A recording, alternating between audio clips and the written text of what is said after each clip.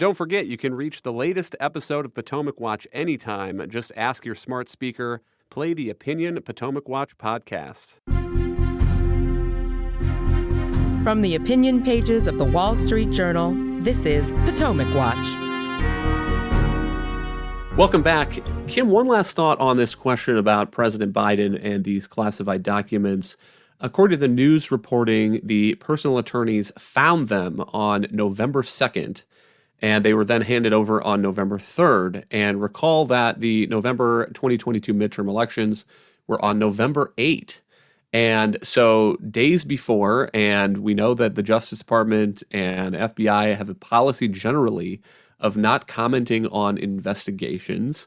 But here's a quote from Congressman Republican Jim Jordan. He says, "The other thing that's interesting, frankly, is that they knew about this a week before the election. Maybe the American people should have known about it.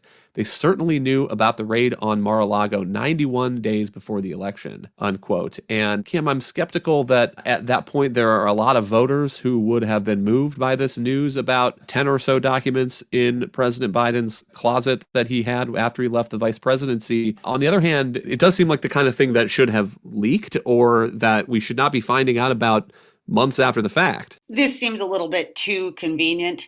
I mean, as we know, this Department of Justice is a sieve. Almost everything having to do with the case on Donald Trump's documents has been either leaked or the Attorney General, Merrick Garland, has made some decisions to, in fact, talk about this publicly, which is rare, but he decided that it was such a huge case that it needed to be done.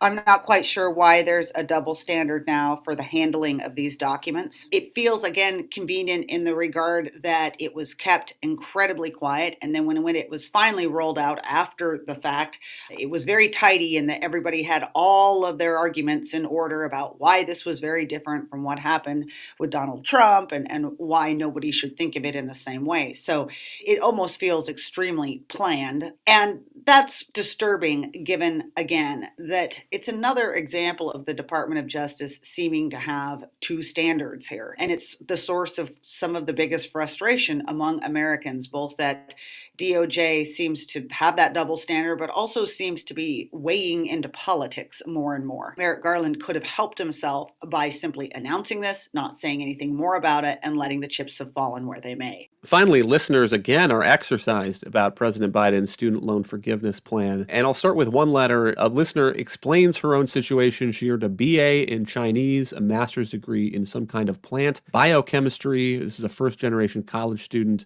Worked her way through college, had trouble finding jobs in her area, spent time as a barista, a tutor, a special ed instructor, supporting family members, including through health crises, before landing a job for the first time that seems to provide what she says feels like a stable income. And this listener says that our podcast on this yesterday seemed to portray anyone who would benefit from this loan forgiveness stuff as being some airheaded, student-for-life theater major, child of privileged parents, unquote. And I take the point, this is a big country, and when we're talking about student loan forgiveness, it includes not only the people I mentioned yesterday who leave Columbia University's film program with median debt of $181,000, but also includes people who seem to have been doing everything right, but hit a recession or an industry or a health problem.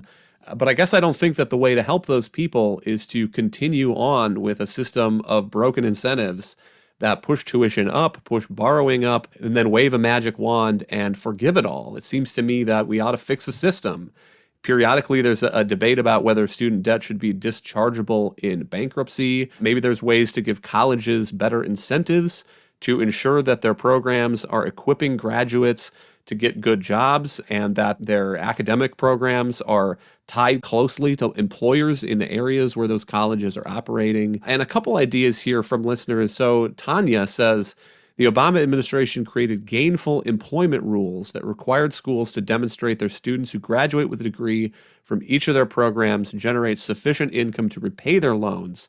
If the school was not able to meet that test, students could no longer get federal financial aid for that program. But the administration only applied those rules to for-profit schools. Is it one of the solutions to the skyrocketing cost of higher education to apply those rules to all colleges. And Kim, I wonder what you make of that idea. So the listener is absolutely right that we did have these gainful employment rules, but this was all part of the Obama administration's targeting of for-profit colleges. And they did that in a number of different ways. That was just one attack mode, as it were. I really like the idea of measures of gainful employment.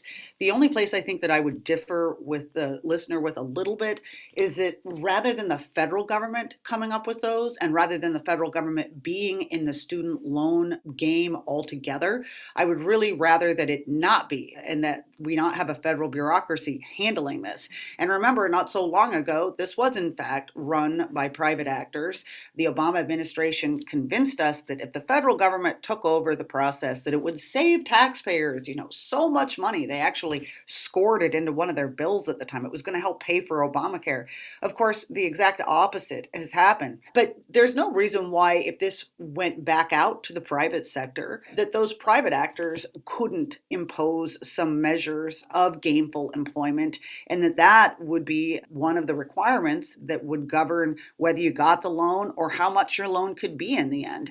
And that would seem to me to make a lot of sense, especially from a private actor's perspective who has a great interest in getting their loan repaid, in ensuring that whoever they are loaning it to has the ability to repay those numbers at some point. We certainly, when we go about applying for other loans, whether it be for a car loan or for a house loan, those are definitely questions banks and lenders ask, is how much do you earn? And so that could be something that, private lenders could certainly take into account. I agree with Kim here. I guess my hesitation of having one federal on-off switch where they're going around and checking which programs they're going to give loans to is it requires, I think there's a knowledge problem on behalf of the federal government doing that. I think it's much easier to have this filter through the system in ways where the people who are doing the lending, the colleges who are doing the programs, have skin in the game somewhere. They're the ones who are making the decisions. If colleges were on the hook, for example, for some portion of loans that couldn't be repaid for their programs, boy, they would think a lot harder about who they're admitting and how many they're admitting and what programs are a fit for the local labor market.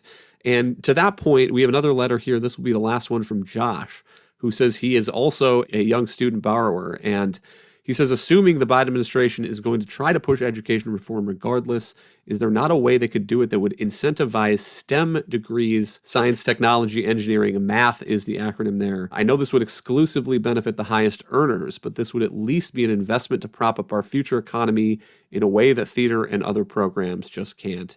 And Kim, to my mind, that seems like a good idea. If you're going to go and get a student loan, it seems to me that the terms of that loan should not have to be the same if you're getting a degree in electrical engineering, say, versus if you're getting a degree in English. Yeah, well, again, I guess my default would be I'd really rather the federal government not be doing any of this at all. I don't really see a role for the federal government in all of this here. I'm one of those people that still has a problem with the Department of Education. Thank you, Jimmy Carter. I think that education is best left to the states. Higher education, there should be some limits on the degree to which the federal government is pushing people to do certain types of jobs or not jobs, or degrees or not degrees.